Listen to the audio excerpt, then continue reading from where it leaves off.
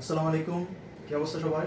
আজকে আমরা সমীকরণ পরিস্থিতি দেখব। সমীকরণ পরিস্থিতি বলতে আমাদের কাছে ইকুয়েশনগুলো দেওয়া থাকে বিভিন্ন। এখন ওই ইকুয়েশনগুলো মানে বড় আকারে দেওয়া থাকে, তারপর বলে যে এটা কিসের সমীকরণ, সেই প্রবলেমটা আমরা সলভ করি। দেখো আমাদের কাছে কি কি আছে, সরলরেখা, তারপর হচ্ছে এবং কনিক্সের ভিতরে কনিক্স আছে কতগুলো, বৃত্ত, তারপর হচ্ছে পরাবৃত্ত, উপবৃত্ত, অধিবৃত্ত। তাহলে কোনটা কিসের সমীকরণ এটা হচ্ছে আমরা আজকে দেখি। দেখো প্রথমত যদি এরকম একটা ইকুয়েশন থাকে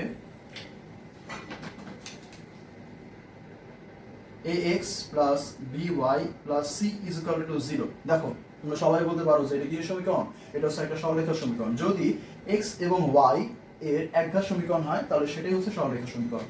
এটা আমরা সবাই ডিরেক্ট চিনতে পারি, সরলরেখা। সরলরেখা সরি এটা একটু মার্ক দিয়ে দেখি। সরলরেখা, তো একটা জিনিস খেয়াল করো যে সরলরেখা হবে কখন, যখন হচ্ছে একঘাতী সমীকরণ হবে, x এবং y এর একঘাতী সমীকরণ। ওকে, বাট একঘাতী না হয়ে যদি দ্বিঘাতী হয় তখন এটা হয়ে যায় বক্ররেখার সমীকরণ। তাহলে বক্ররেখার একটা কমন সমীকরণ আছে, আমাদের কাছে বক্ররেখা আছে চারটা।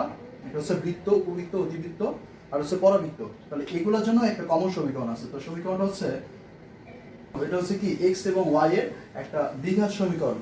এখন দেখো এই দ্বিঘাত সমীকরণ এখানে লিখি, দ্বিঘাত সমীকরণ, দ্বিঘাতী। তাহলে দ্বিঘাতী যদি হয় তাহলে আমার হয়ে যায় বক্ররেখা। ওকে, এবার দেখো আবার বক্ররেখার ভিতরে আবার কতগুলো আছে। বক্ররেখার ভিতরে আছে বৃত্ত, বক্ররেখার ভিতরে আছে পরাবৃত্ত, আছে হচ্ছে কি উপবৃত্ত, আছে অধিবৃত্ত।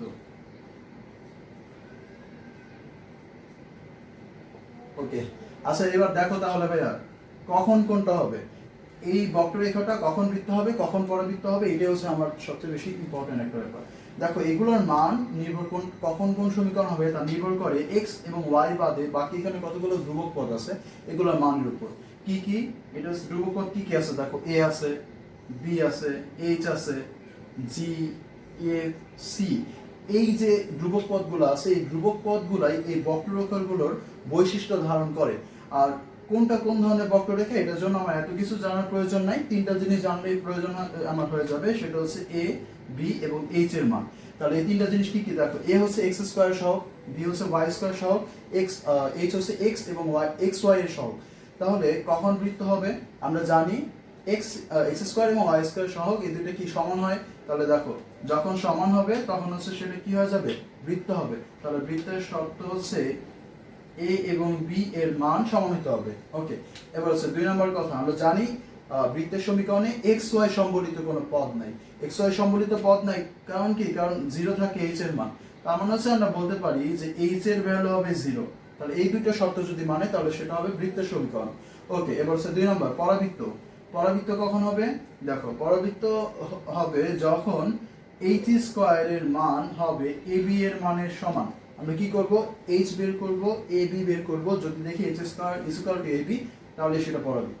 ওকে, তারপর যদি দেখি যে h স্কয়ার মান ab এর মান থেকে ছোট তখন সেটা হবে উপবৃত্ত। যদি দেখি h স্কয়ারের মান ab এর মান থেকে বড় তাহলে সেটা হবে অধিবৃত্ত। তার মানে দেখো আমরা তিনটা জিনিস আমরা যদি বের করি a, b এবং h তাহলে খুব সহজেই এই মানগুলো বের করা যায়, ওই বলতে পারবো যে কোনটা কিসের সমীকরণ। ওকে, দেখো আমরা কয়েকটা एग्जांपल দেখি। সমীকরণ বলে এটা কিসের সমীকরণ। ওকে, দেখো তাহলে আমাদের কাজ হচ্ছে তিনটা জিনিসের মান বের করা, একটা হচ্ছে a, একটা হচ্ছে b, একটা হচ্ছে h। ওকে, আমরা বের করি। দেখো a হচ্ছে x স্কয়ার সহগ কত আছে 4, b হচ্ছে y স্কয়ার সহগ কত আছে 5। এবার দেখো এখানে কোনো x y সম্বলিত পদ আছে নাই, তার মানে হচ্ছে h এর ভ্যালু কত 0। তাহলে এবার দেখো ab is equal to 4 into 5 R h is equal to 0, তার মানে হচ্ছে ab কি বড় h স্কয়ারের তুলনায়। তাহলে ab যদি h স্কয়ারের তুলনায় বড় হয় তাহলে সেটা কি হয়, একটা উপবৃত্ত হয়, আমরা আগে দেখছি। তার মানে হচ্ছে এটা হচ্ছে একটা উপবৃত্তের সমীকরণ। তাহলে আমরা ডাইরেক্ট খুব সহজে খুব কম সময় বলতে পারি। ওকে, আরেকটা প্রশ্ন, x square minus 15x plus 9y plus 13 is equal to 0, বলে এটা কিসের সমীকরণ। ওকে, তাহলে দেখো এখানে x স্কয়ার মাইনাস 15x যাই আছে আমার লাগবে a, b এবং h এর মান। ওকে, দেখো এ মানে কি এ মানে এক্স স্কয়ার সহ এক্স স্কয়ার সহ কত আছে এখানে 1, তার মানে a এর ভ্যালু হচ্ছে কত 1। এবার দেখো এখানে কোনো y স্কয়ার আছে নাই, y স্কয়ার যদি না থাকে তাহলে b এর ভ্যালু কত 0, কারণ হচ্ছে b এর মান 0 বলেই তো y এর ভ্যালু নাই, y সম্বলিত পদ নাই। তারপর হচ্ছে দেখো আরেকটা জিনিস লাগবে, x y সম্বলিত পদ আছে নাই, তার মানে হচ্ছে h এর মান 0।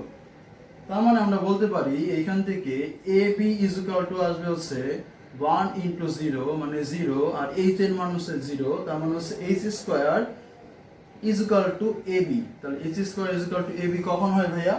h square is equal to ab হয় আমার পরাবৃত্তের সময়। তাহলে এটা হচ্ছে একটা পরাবৃত্তের সমীকরণ, পরাবৃত্তের সমীকরণ। ক্লিয়ার? তো লাস্ট আমরা একটা ভার্সিটি অ্যাডমিশন আসে এরকম একটা প্রশ্ন দেখি। ওকে দেখো ভাইয়া, এই কোশ্চেনটা ঢাকা ভার্সিটিতে দুইবার আসছে। দেখো ঢাকা ভার্সিটি 00 এবং 08। কোশ্চেনটা লিখি। তাহলে কে এর ভ্যালু কত?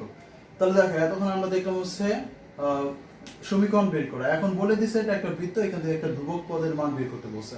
তাহলে আমরা জানি বৃত্ত হলে দুইটা শর্ত, এক নাম্বার x স্কয়ার এবং y স্কয়ার সহগ মানে a আর b এর মান সমান, দুই নাম্বার x y সম্বলিত পদের যে সহগ মানে h এর মান হচ্ছে কত 0। ওকে, আমরা আগে এটা একটু সিম্পলিফাই করি। দেখো এটাকে যদি আমরা a + b + c whole square সূত্র করি তাহলে হবে x square + y square plus 2 square মানে a square plus b square plus c square plus 2ab plus 2bc plus 2ca 2ca। এবার দেখো এই যে এতটুকু বাকি আছে কিন্তু, তাহলে এটা এবার লিখি। এটা হবে প্লাস kxy,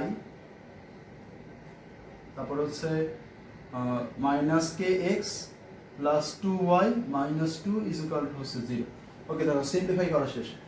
এবার দেখো আমরা কি বলছিলাম xy সম্বলিত কোনো পদ থাকবে না, বাট এখানে xy সম্বলিত দুইটা পদ আছে। দেখো এটা একটা আর এটা একটা, এই দুইটাকে একটু আলাদা করি।